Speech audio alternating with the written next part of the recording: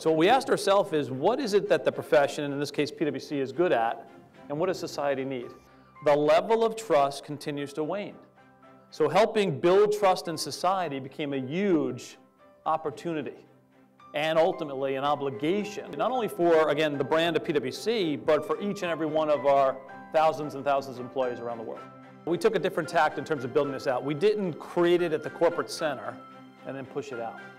We actually reversed it. What we actually did was say, let's actually create with a series of blogs, internal social media events, etc. What do the employees of the organization want first? Laying out some of these systemic issues, laying out some of the societal issues. And actually, they were the ones that actually helped create the building blocks for the creation of a purpose statement. And actually, we've been trying to stay away from a purpose statement so it's not a tagline, but rather the elements of what your purpose is. And what we've done is over the last 2.5 years now, build up with them how to exemplify it, how their individual behaviors should play differently with that as backdrop, to get the buy-in from the bottom and actually then transform the entire organization. And it comes back to is the human force, people, commitment, honesty, hard work. You know, those things that makes the difference in the biggest when the time comes, in the beginning. So the how matters is, you know, how are you in these early days? What are your commitments? And how do you communicate with the people? How do you reach out to the community? And how do you talk with them? How do you lead, you know, with your, you know, how much you believe in your mission?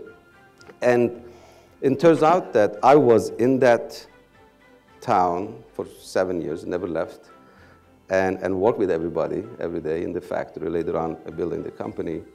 And the early commitments that we made became the biggest engine for our growth. And we broke all the records, you know, in a startup company's history. And then it was so transformational, and it was such a short time, and we saw so much effect on human life. And we wanted to go out there and say, it really matters. These things that really matters. Everyday conversations with factory workers, or how you look at your community, or how you look at your product, and how you look at your consumers, and how do you communicate all those things. It's not written. Really, it's not. It's just common sense of humanity. And if you apply everything else as a human being into what you do every single day, it does matter. Right. It makes a huge difference. Is it the right thing to do, or is it a business? They're one and the same.